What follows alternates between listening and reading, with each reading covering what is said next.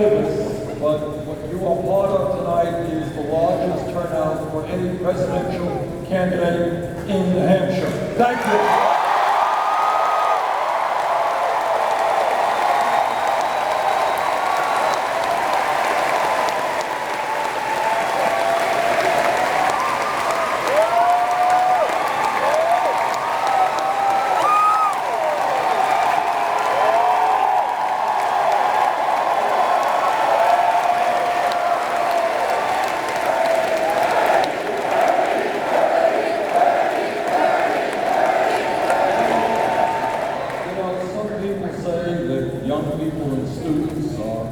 Apathetic and they don't want to get involved. It sounds to me like you are ready to transform America. Thank you.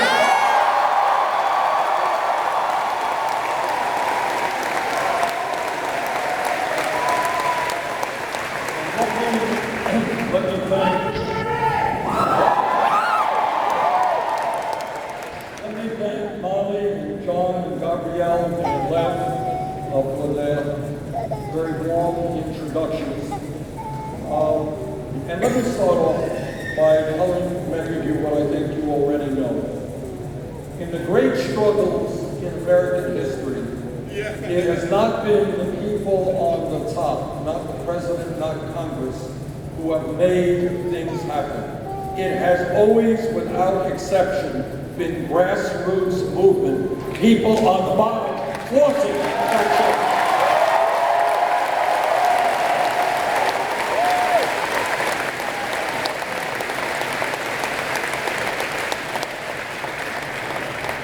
The fight against racial segregation and racism in this country was conducted over 100 years, way back almost from the beginning of our country, when African Americans and their white allies said, we are going to do everything that we can to end racism in America. The fight for women's rights began when women and their male allies, well over 100 years ago, said we are not going to judge people by their gender, we're going to end sexism.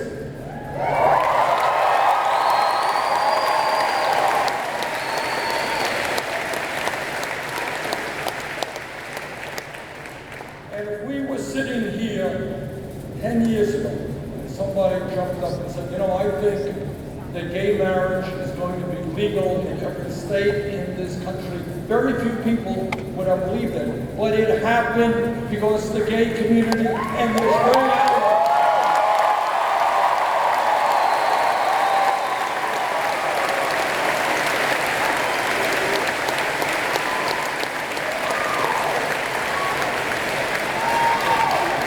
And that is how change always happens. It's not some guy on top. It is millions of people at the grassroots level standing up and loudly proclaiming enough is enough.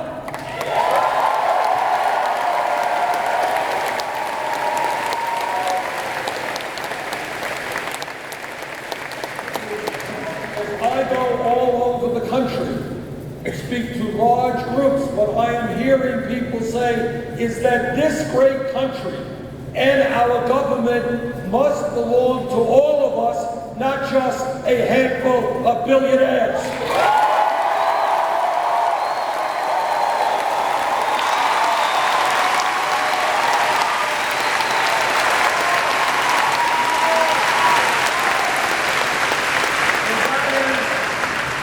That is what this campaign is about. It is not just electing somebody President of the United States. And let me tell you what no other presidential candidate will tell you, and that is no president, not Bernie Sanders, not anybody else, can do it alone. The powers that be, Wall Street, corporate America, major campaign donors, the Koch brothers, these people have so much power that no president can do what has to be done for the middle class and working people of this country alone. I need your help, not just during this campaign, I will need your help the day after the election.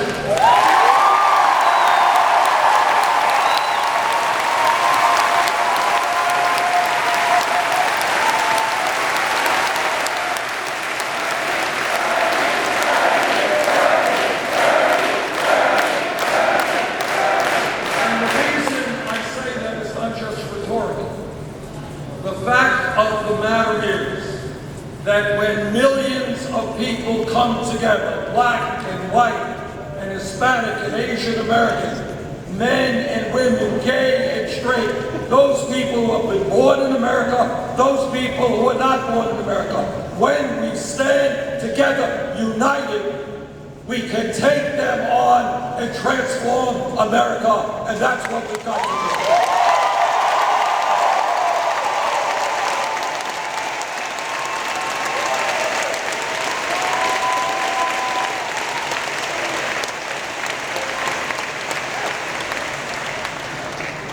Campaign is doing well because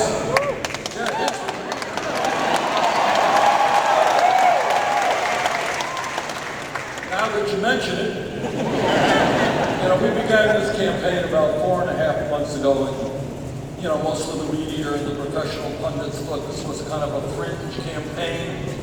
Who in America is prepared to be involved in a political revolution? What a crazy idea. Well, it turns out that all over this country, people are prepared to be involved in a political revolution.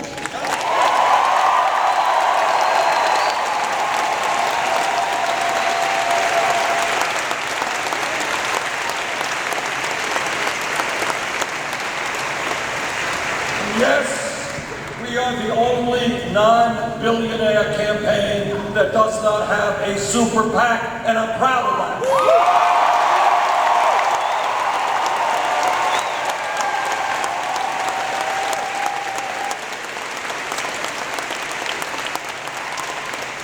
I do not represent the interests of the billionaire class or corporate America.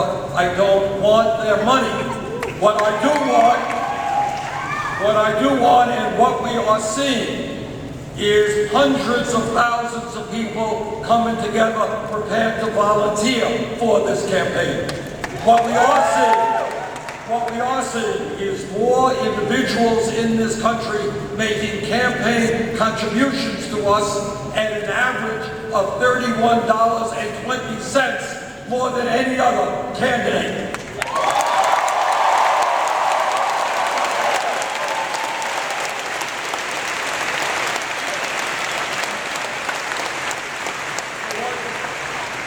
This campaign will be outspent. We're raising a lot of money. We're going to have enough money to win. We will be outspent because we don't get money from billionaires and corporate America through super PACs. But the real reason we are going to win here in New Hampshire and in Iowa and across this country is I believe millions of people will become involved in this campaign, knocking on doors, making phone calls, doing all of the grassroots work we need to turn America around.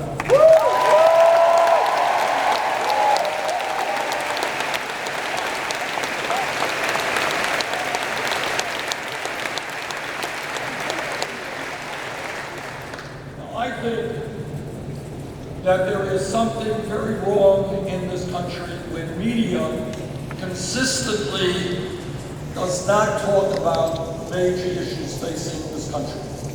And one of the good things that I think we've been doing in this campaign is focusing on the real issues facing the middle class and working class of this country.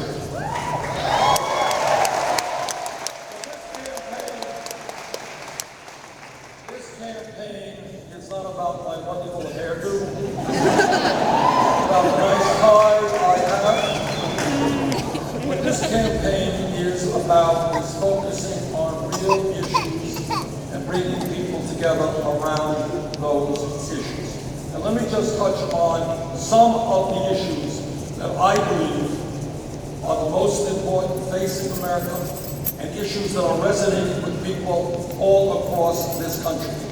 And they are issues that a lot of other people don't talk about. But if we are going to address them, if we are going to transform America, we have got to place the major issues facing our country on the table, debate them, and then resolve them.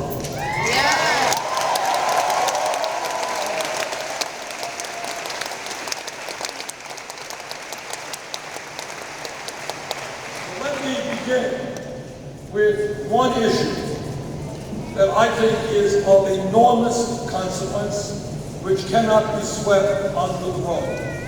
And that is, today in America, we live in the wealthiest country in the history of the world.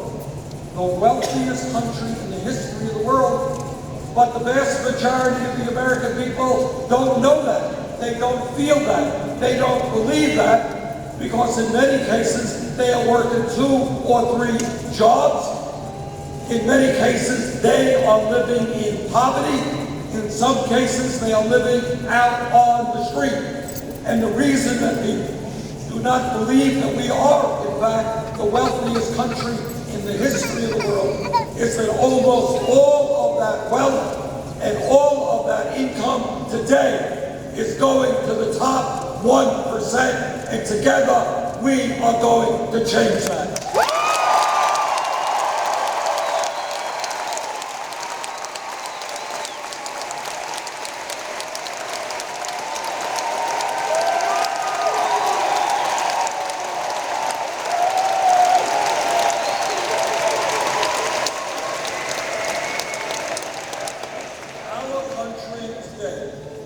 Has more income and wealth inequality than any other major country on earth, and that inequality is worse than at any time in this country since 1928. Let me be very clear. There is something profoundly wrong and immoral when the top 1/10 of 1% owns almost as much wealth as the bottom 90%.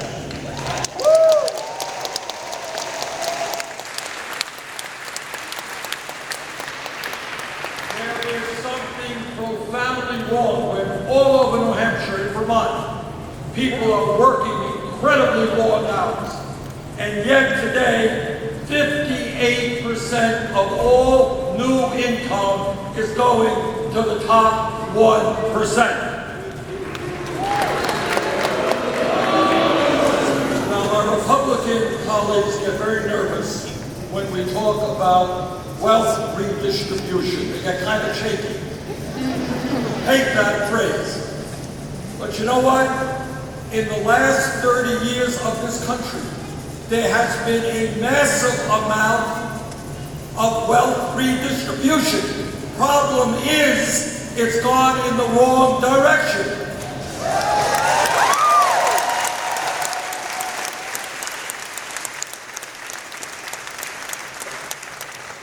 Trillions of dollars of wealth have gone from the pockets of working people into the hands of the top 1/10 of 1%.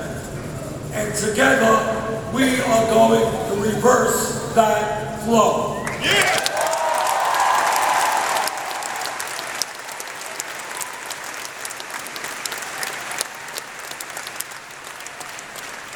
It is not acceptable to me that in recent years there has been a proliferation of millionaires and billionaires at the same time as the United States has by far the highest rate of childhood poverty of any major country on earth.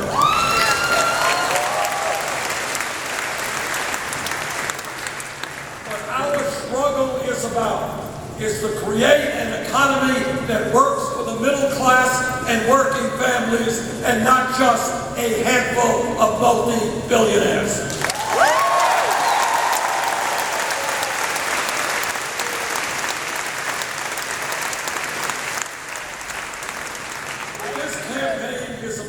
Is sending a very straightforward message to the billionaires, and that is, your greed is destroying this great country, and it is going to stop, and we are going to stop it.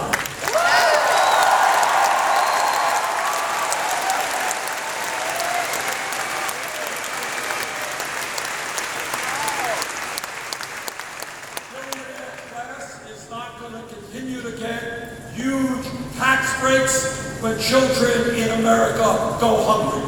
They are not going to continue to send our jobs to China and other low-wage countries when millions of Americans desperately need work. They are not going to continue to give CEOs of large corporations huge compensation packages and then cut the wages and health care and pensions of their workers. That is going to end.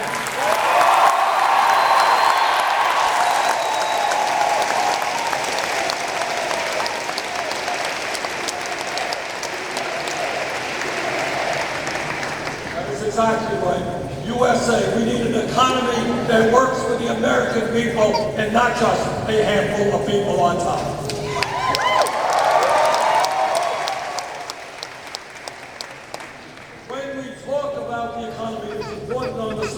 Two things. Number one, we have made progress in the last 7 years. Today, the economy is much, much better than when George W. Bush left office.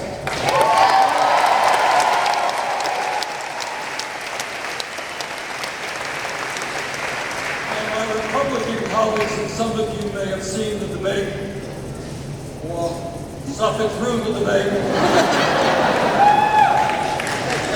They unfortunately suffer from an affliction called amnesia. They forgot to tell the American people that 7 years ago when Bush left office, this country was hemorrhaging 800,000 jobs a month. 800,000. They forgot to tell the American people that the world's financial system, as a result of the greed and illegal behavior on Wall Street, was literally on the verge of collapse. And people worried whether they put their credit cards into an ATM machine and whether anything would come out. That was where we were then.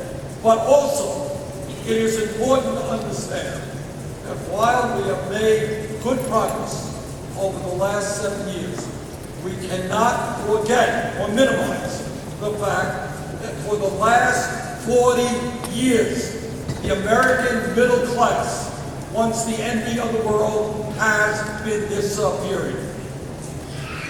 Median family income today is almost $5,000 less than it was in 1999. Male workers, the guy right in the middle of the economy, is making $700 less in inflation-adjusted wages than he made 42 years ago. Women workers are making less than they made in inflation-adjusted wages in 2007. So what we have got to do is develop an economy that creates jobs, that raises wages, that demands that the wealthy start paying their fair share of taxes, and that is what this campaign is about.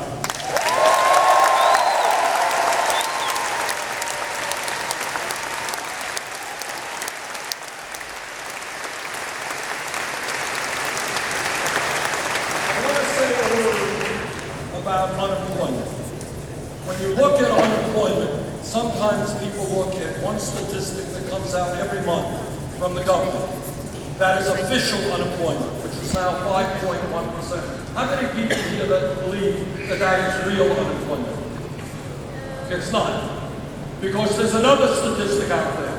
And that statistic talks about people who have given up looking for work and people who are working part-time when they want to work full-time. And that together, real unemployment is over 10%.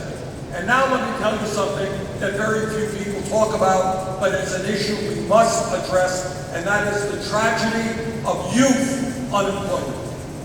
Youth unemployment. I asked some economists to do a study for me about 6 weeks ago. This is what they came up with. For white kids between 17 and 20 who graduated high school, not dropouts, real unemployment 33%.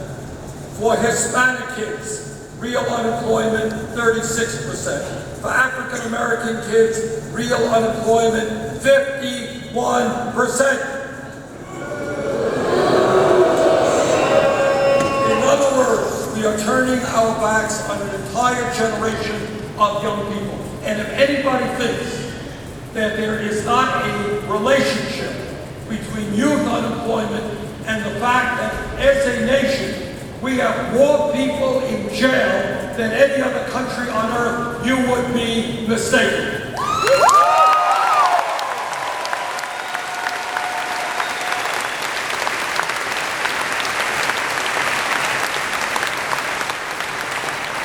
Now, when you have 30, 40, 50% of our kids unemployed, when you have millions of young people who have dropped out of high school, who are hanging out on street corners all over this country, when we have more people in jail than any other country, it seems to me that maybe, just maybe, we should be investing in education and jobs, not jails.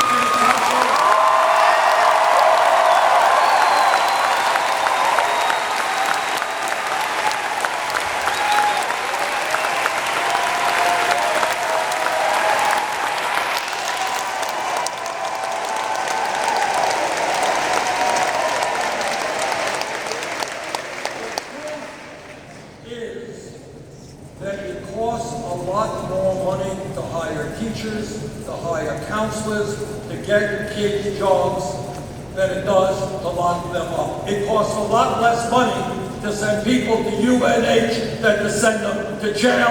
Let's get our priorities.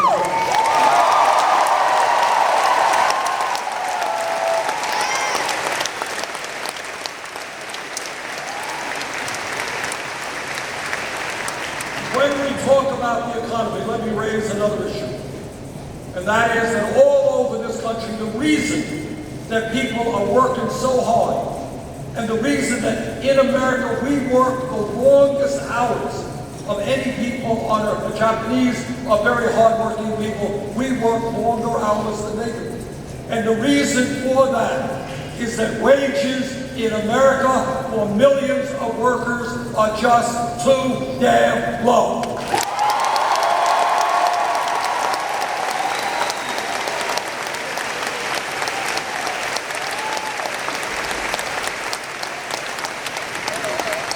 You can do the arithmetic as well as I can. The minimum wage in Washington, the national minimum wage of $7.25 an hour is a starvation wage. It has got to be raised to a living wage.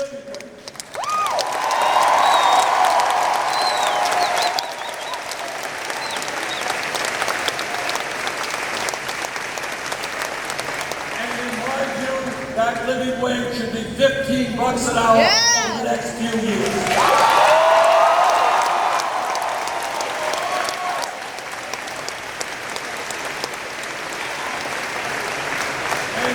Talk about fair wages. I hope every man in this room will stand with the women and fight for pay equity for women.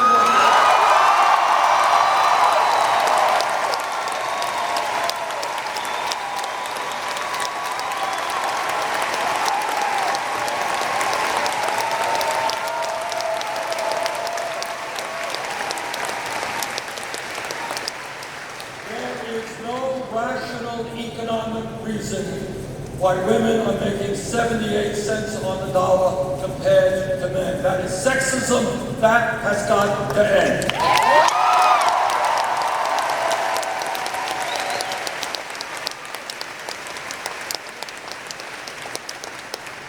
Here in New Hampshire, because you have an early primary, you have a lot of candidates coming through the state. You have a lot of Republicans who come through the state and they talk about family values.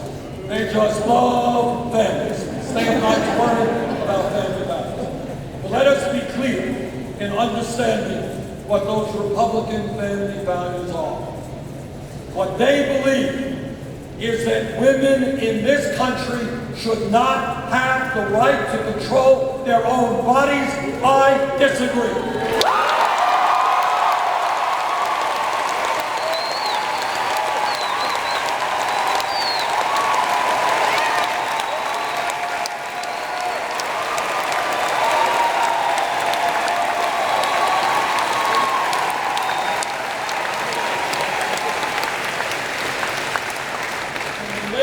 talk about family values, they are telling our brothers and sisters who are gay that they do not have the right to get married. I disagree.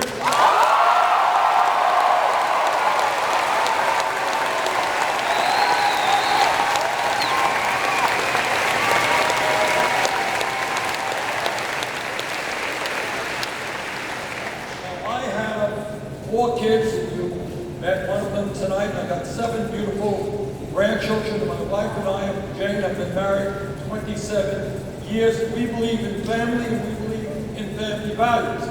But our values are a little bit different than my Republican colleagues.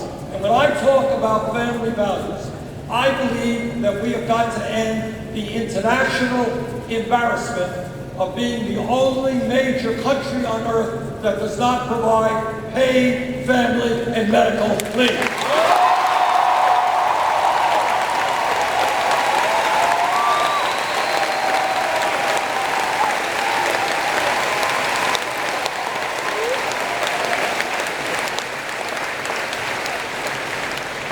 If a low-income or working-class woman in New Hampshire today has a baby, and if she has got to go back to work in 1 week or 2 weeks and be separated from that newborn baby because she needs to earn money to take care of her family, separating a mom from a newborn baby is not a family value. It is the opposite.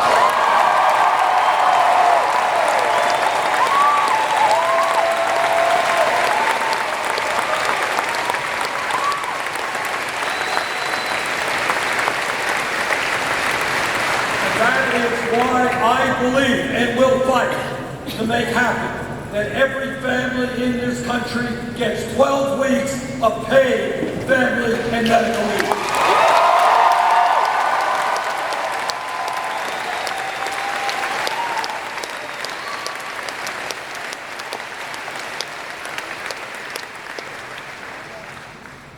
When pollsters give you a ring and they talk to the American people and they say, what is uppermost on your mind? The answer usually is jobs and the economy. And the reason for that is that people know how volatile, how unstable the economy is. If you're older, you're 50 years of age and you go to work tomorrow, you're worried that your boss will say, sorry, you're out of your job, we're replacing you with somebody half your age at half your wages. And if you're a college graduate, you are worried that the jobs you get may not be commensurate with your education. And if you're a high school graduate, you're worried about getting any job at all at any wage. And that is why I believe that the United States government must bring forth a massive jobs program to put millions of our people back to work.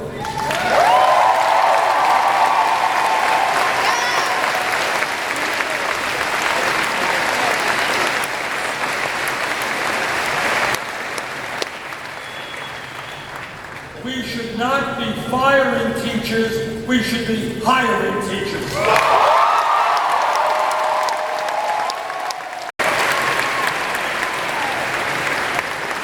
We should not be firing child care workers, we should be hiring them and paying them a living wage.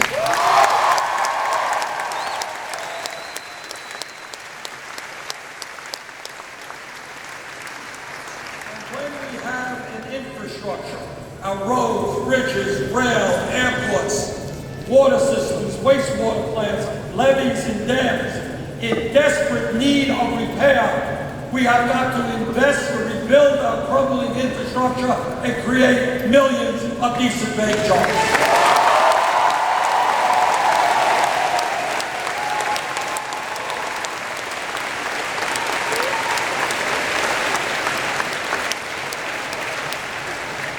When we talk about jobs, it's not only creating millions of jobs, it is preventing the loss of millions of jobs. We have lost since 2001 60,000 factories in America. Much of that has to do with a disastrous trade policy which tells corporations shut down in America, move to a low-wage country, and bring your product back in America. It is time to change our trade policies, have a trade policy that works for workers in this country, poor people abroad, not just the CEOs of large corporations.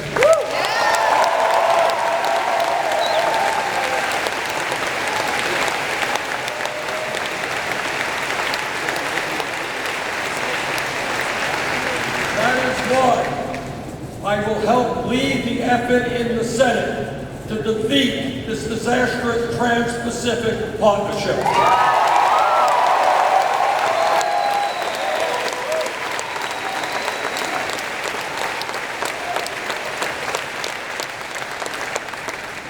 Let me suggest to you that if we are going to have an economy that works for everybody, we have got to break up the huge financial institutions on Wall Street right now.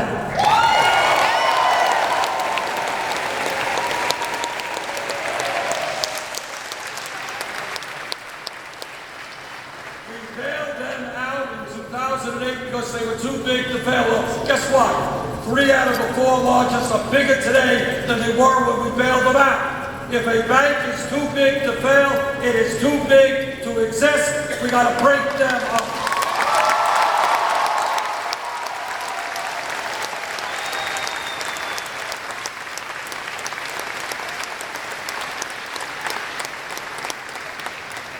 I'm often asked, which is the most important issue facing this country, and it is impossible to answer because all of these issues are terribly important. But there is one issue which is so important and uniquely important because it impacts every other issue, and it's an issue I know that students on UNH have been actively involved in.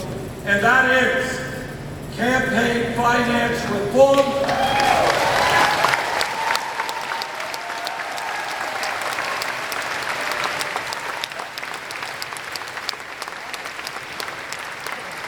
And let me be as blunt as I can be in telling you that as a result of the disastrous Citizens United Supreme Court decision, 5-4 decision, the American political system has become totally corrupted and the foundations of American democracy are being undermined.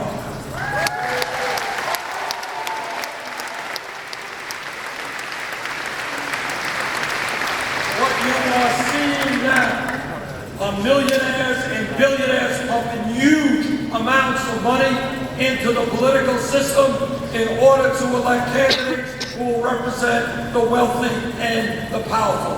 What you are seeing is one family, the Koch brothers, the second wealthiest family in America, going to spend $900 million in this election cycle.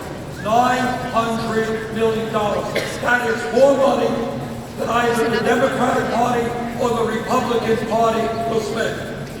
When you have one family spending more money than either major political party, you are not looking at democracy, you are looking at oligarchy, and we have got to change it.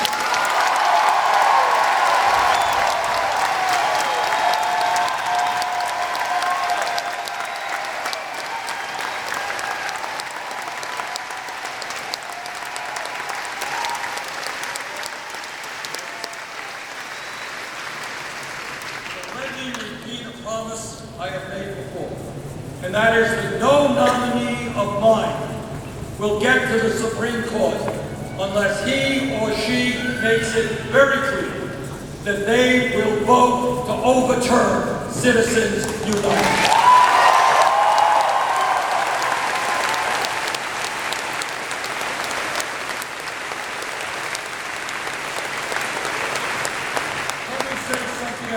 On that subject, I happen to believe fervently in democracy. I love the idea of democracy. I love the idea of ordinary people, not kings, not queens, not billionaires, determining the future of a nation.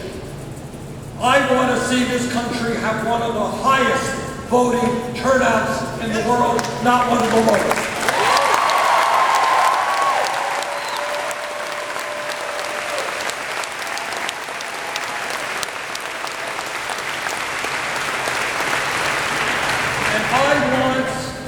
anybody here in this arena tonight who has a passion for public service, who wants to get involved, I want you to be able to run for public office without having to beg the wealthy and the powerful for campaign contributions.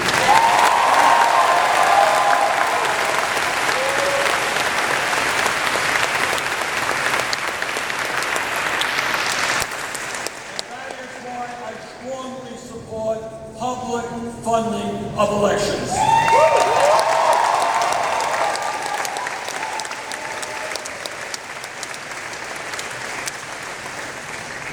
When we talk about our nation, and when we talk about the world's economy, all of you know that we are living in a very competitive global economy.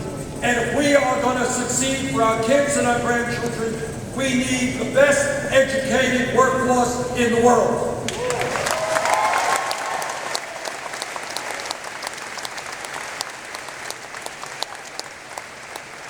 It is beyond my understanding how we have reached a situation where hundreds of thousands of bright young people in this country who have the ability, who have the qualifications, cannot go to college for just one reason. Their family does not have the money. That's crazy.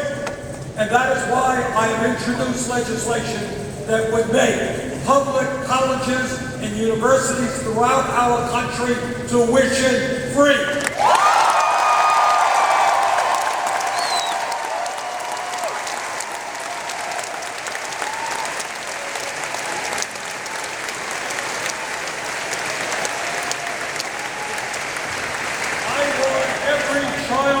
Country in the 4th grade and the 8th grade to understand that if he or she does well in school, pays attention, that they will be able to make it to the middle class and get a college education regardless of the income of their family.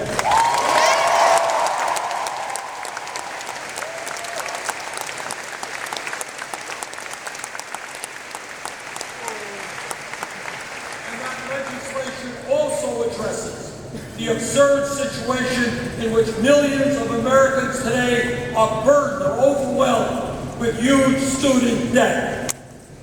In my view, it makes no sense at all for people to be paying 6, 8, 10% interest rates on their student debt when you can refinance a home for 2 or 3%.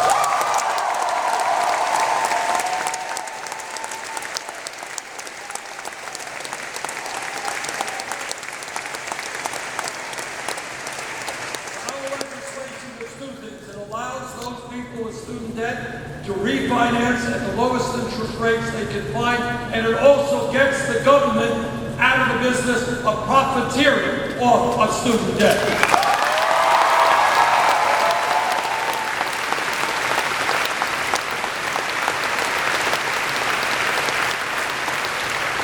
Now people say, you know, Bernie, that's a great idea, but it's an expensive proposition. Making public colleges and universities tuition-free, substantially lowering student debt, it's expensive. Well, they're right. It costs about $70 billion a year. You know what we're going to pay for it? We're going to pay for it based on a tax on Wall Street speculation.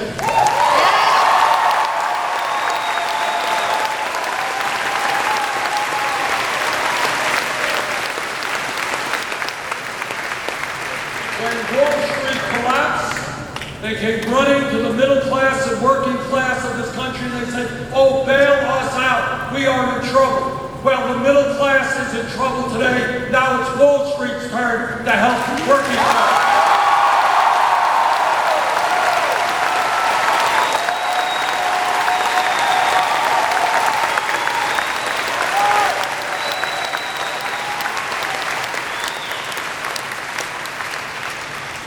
When we talk about our responsibilities as human beings, there is nothing more important than making certain that we leave this planet, our only planet, in a way that is healthy and habitable for our kids and our grandchildren.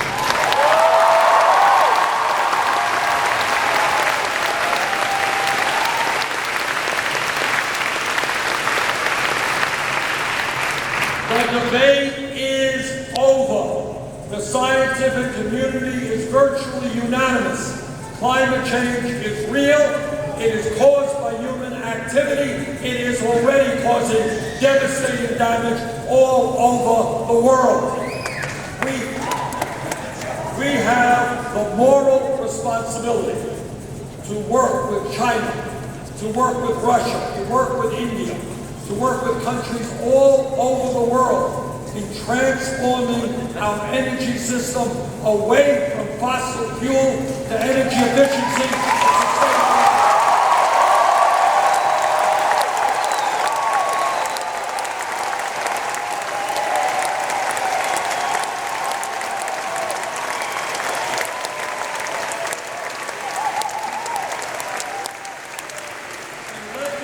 Congratulate the students here at UNH for demanding that the school disinvest from fossil fuel companies.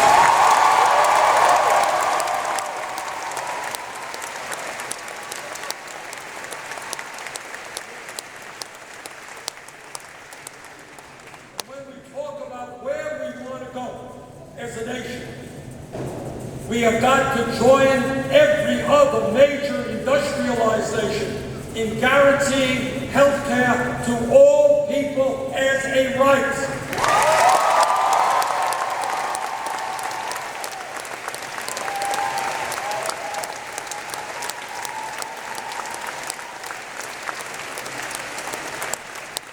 I voted for the Affordable Care Act. It has made some good progress.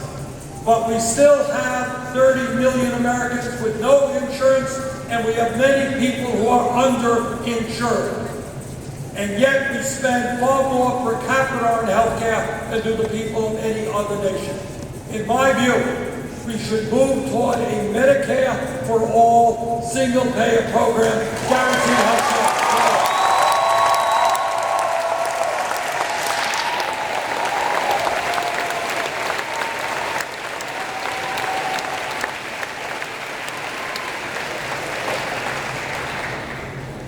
The United States of America should be very proud, we as a people, in the great gains we have made over the decades in fighting against racism. If we were here 30 or 40 years ago and somebody popped up and said, you know, I think in the United States we're going to elect an African American as president in 2008, very few people would have believed it. But the United States did that. We overcame decades and centuries of racism, and we said we're going to judge a candidate not by the color of his skin, but by his ideas and his programs. And Obama was elected. And whether you like Obama, and I do, or whether you don't like him, the point is that in America we should be electing candidates based on their ideas, not on their race, not on their gender, not on their religion.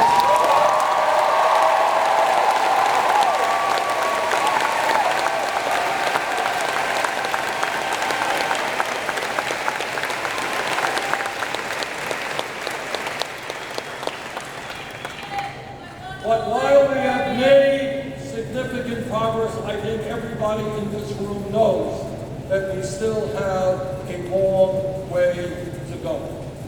It is hard to believe that in the year 2015, a few months ago, some guy walked into a church, was part of a Bible study program, prayed with people in the room, and then took out a gun and killed 9 of them because the color of their skin was different than his. And it is hard to imagine that in the year 2015, there are hundreds of organizations in this country whose sole purpose is to foment hatred, hatred against blacks, hatred against gays, hatred against immigrants, Jews, Catholics, anybody who is different than them. But that exists. But when we talk about racism in America, it is also important to understand that unarmed African Americans have been killed while in police custody, and that is unacceptable.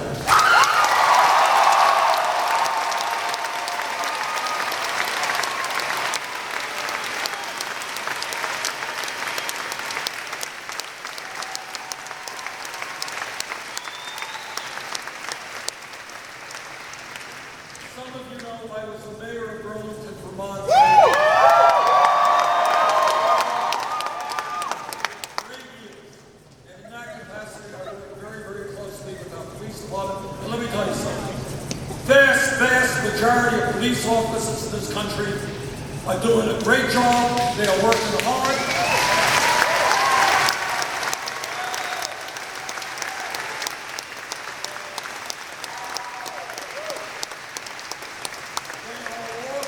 Underpaid and crazy schedules which impact their family life. But, like any other public official, if a police officer breaks the law, that officer must be held accountable.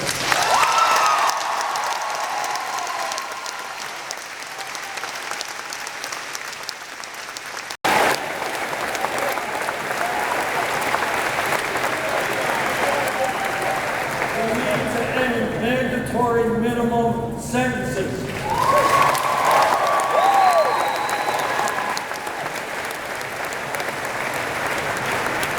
We need to end the absurdity of private corporations making profits by running jails.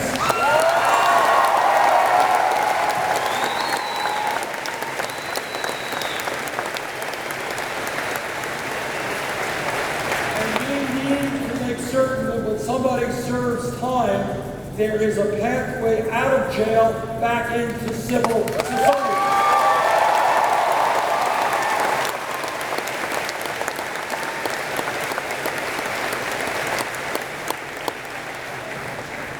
When we talk about creating the kind of nation we should become, let us not forget that there are some 11 million undocumented people in this country. And it is unacceptable to me that we have politicians who are demagoguing that issue, who are speaking racist language against those people.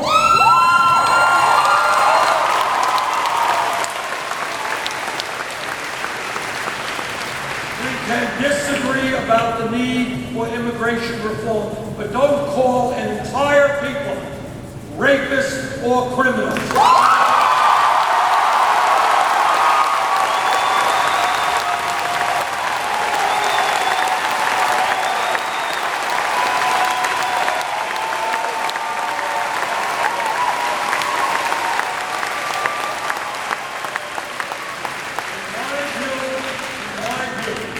We have got to bring undocumented people out of the shadows.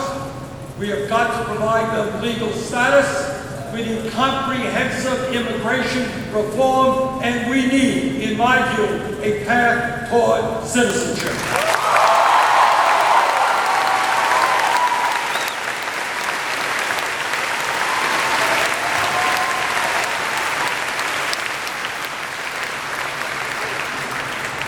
All of you know that we live in a crazy, complicated, and dangerous world. We are seeing things on TV which make our stomachs turn, of beheading of people, of children being sold into sexual slavery, of the slaughter of innocent men, women, and children. And anyone who thinks there is a magical solution toward foreign policy would be very, very mistaken. There is no magical solution. Nobody has an easy answer. But let me tell you this. Back in 2002, when I was in the House, I heard what George Bush and Dick Cheney and Don Rumsfeld had to say about Iraq. And I studied hard what they had to say. And I concluded that they were misinformed and they were lying. And I voted against the war in Iraq.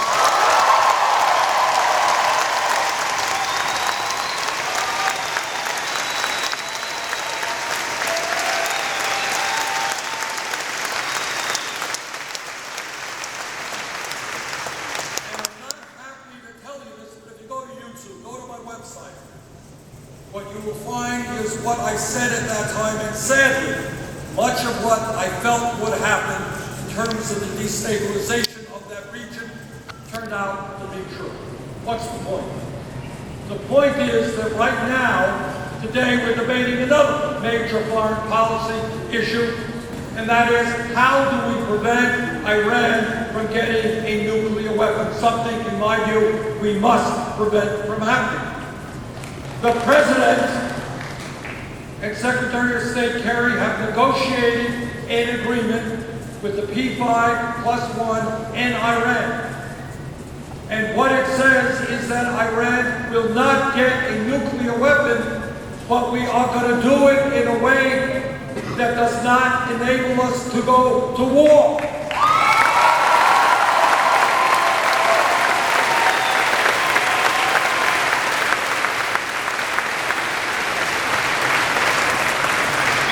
I was the chairman for 2 years of the Veterans Committee in the Senate, and I learned a lot about the cost of war. I learned not only that we lost 6,700 brave men and women in Iraq and Afghanistan, and many came home without arms and legs and eyesight, but that 500,000 came home with PTSD and traumatic brain injury. I get a little bit disturbed when I hear many of my Republican colleagues talk very matter-of-factly about, yeah, well, maybe we'll have to go to war in Iran. Well, let me tell you, it will not be their kids who will be going to war in Iran.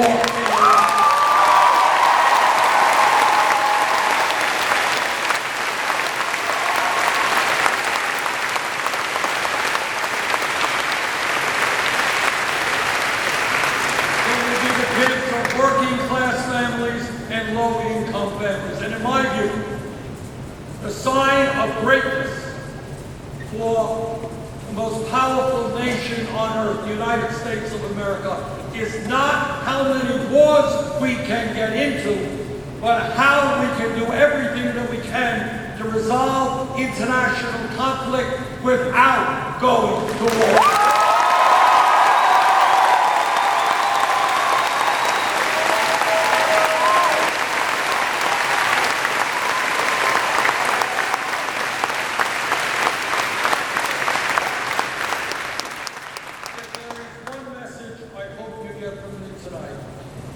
I hope that you will think big, not small.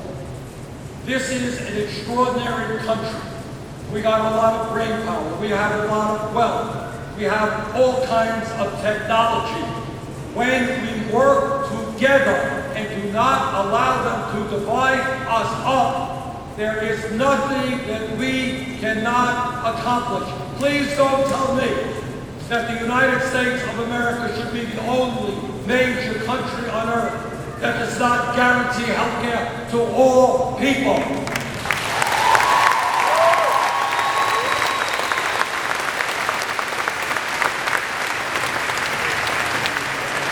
not tell me that we have to pay by far the highest prices in the world for prescription drugs.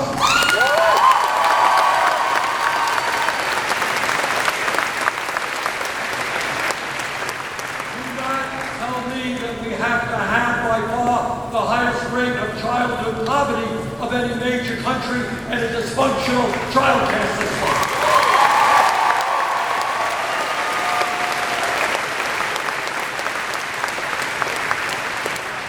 Do not tell me that senior citizens in this country have to choose between medicine, heating their homes, and food. They should and can live out their lives with dignity and security.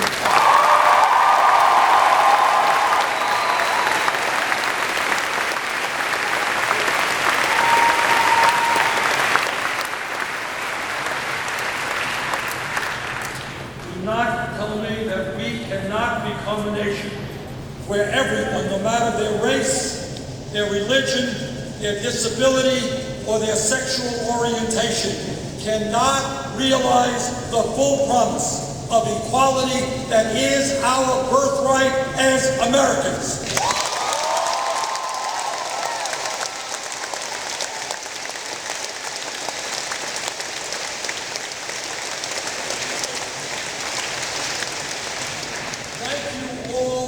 Here tonight, let us go forward and build that nation.